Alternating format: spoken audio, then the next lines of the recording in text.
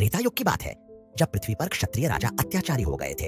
वे अपनी शक्ति का दुरुपयोग करने लगे, ब्राह्मणों को सताने लगे, धर्म नष्ट होने लगा और अन्याय बढ़ने लगा।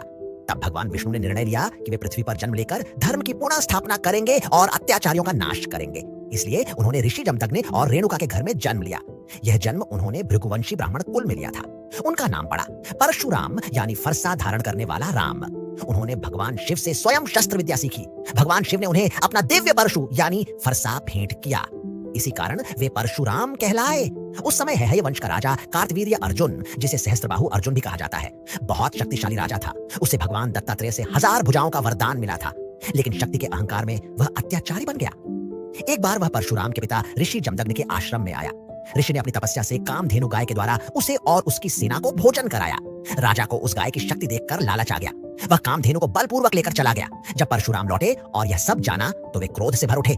उन्होंने अपनी दिव्य परशु लेकर राजा का पीछा किया और युद्ध में कार्तवीर्य अर्जुन का वध कर दिया। लेकिन इससे हैहय वंश के राजाओं में प्रतिशोध की आग जल उठी। कुछ समय बाद जब परशुराम वन में थे, तब कार्तवीर्य के पुत्रों ने प्रतिशोध में ऋषि जमदग्नि की निर्मम हत्या कर दी। उनकी माता रेणुका विलाप करती रही। जब परशुराम लौटे और यह देखा तो उन्होंने प्रतिज्ञा ली, मैं पृथ्वी को क्षत्रियों वंश से 21 बार मुक्त करूंगा। उन्होंने अपनी प्रतिज्ञा पूरी की। उन्होंने समस्त पृथ्वी पर घूमकर अत्याचारी क्षत्रिय राजाओं का वध किया और उनकी भूमि ब्राह्मणों को दान में दे दी।